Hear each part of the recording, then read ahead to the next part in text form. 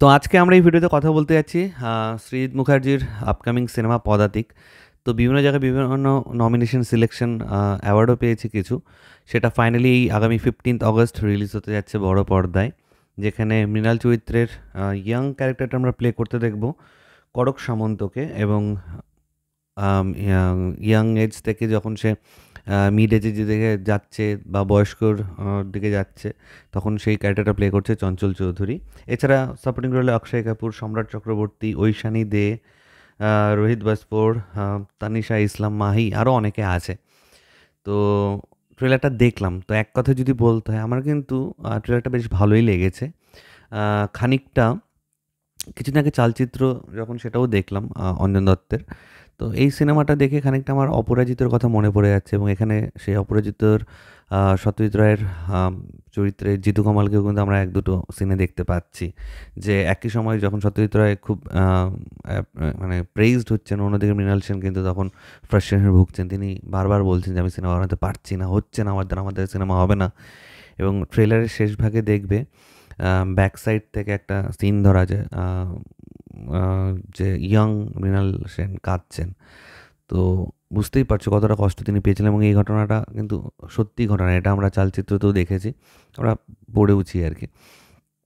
তো একটা লোকের স্ট্রাগল, সে সময় ইন্ডিয়া ইন্ডিপেন্ডেন্স পাওয়ার দিকে যাচ্ছে, এবং 50s পর থেকে তিনি যে new wave in Indian cinema যে ব্যাপারটা, সেটা তিনি এনেছিলেন এবং সাকসেসফুলি এনেছিলেন। তারপর থেকে তাকে মায়েস্ট্রো এই ট্যাগটা দেওয়া হয়েছিল। তো খুব ভালো লাগলো অ্যাকচুয়ালি আমার ট্রেলারটা। আমি জানি না বাকিদের কার কেমন লেগেছে, কিন্তু আমার কিন্তু পার্সোনালি খুব ভালো লেগেছে। এবং চঞ্চল চৌধুরীকে সত্যি খুব ভালো লাগছে, প্রস্থেটিক মেকআপে তাকে সত্যি মৃণাল সেনের মতনই লাগছে।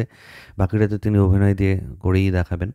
এবং বিভিন্ন জায়গায় যে সিলেকশনগুলো পেয়েছে, নমিনেশনগুলো পেয়েছে, তার মানে ক্রিটিক্যালি অ্যাক্লেমড একটা মুভি, যেখানে আমরা মৃণাল সেনের biopic in the sense of his struggle to make a proper film, তিনি যে ধরনের সিনেমা বানাতে চাচ্ছিলেন, আমরা স্ট্রাগলগুলো দেখতে পাচ্ছি, যে না আমি ওই সিনটা এডিট করে বাদ দেবো না, না এটা থাকবে, আমি এটা চাই ওটা চাই, এই ব্যাপারটা কিন্তু দেখানো হয়েছে ট্রেলারে। তো এবার ট্রেলারটা তো ভালো হয়েছে, এবার দেখার যে এটা বড় পর্দায় যখন আসবে 15th অগস্ট, সেই সময় কিন্তু আমরা জানি অনেকগুলো হিন্দি সিনেমাও আসছে। তো এই সিনেমাটা কতটা জায়গা করতে পারবে সেটাই কিন্তু এখন দেখার। যেহেতু সৃজিত মুখার্জির সিনেমা, সে কারণে অলরেডি তো তোমরা সকলেই জানো যে তার কাজের যারা ভক্ত, তারা কিন্তু সৃজিত মুখার্জি সিনেমা একবার হলো হলে দেখতে যায়, বা সেটা নিয়ে কথাবার্তা বলে। তো এটা নিয়ে তো অনেক দিন ধরে কথাবার্তা হচ্ছিল পদাতিকের। তো অনেকেই দেখছিলাম কমেন্ট করে লিখছিল ট্রেলারটা, যে old Srijit Mukherjee is back, এই ব্যাপারটা আছে। তো তবে এই ধরনের বায়োপিক অডিয়েন্সকে কতটা এই মুহূর্তে টানতে পারবে বড় পর্দায়, সেটাই দেখার। অপরাজিত যেরকম প্রচুর প্রচুর প্রচুর লোককে টানতে পেরেছিল, and it was a box office super duper blockbuster movie. তো এই সিনেমাটাও কি সেরকম একটা সিনেমা হবে কি হবে না, সেটা সময়ই কথা বলবে। সৃজিত মুখার্জির নামটা অ্যাসোসিয়েটেড থাকাতে কিন্তু একটা অডিয়েন্স তো আসবে। ফাইনালি থাকলো এই সিনেমাটার ওভারঅল এক্সিকিউশন, সেটা কেমন হয় সেটা দেখার। অভিনয় তো ট্রেলারই দেখে বুঝতে পারছি, ফাটাফাটি অভিনয় করেছে যারাই আছে।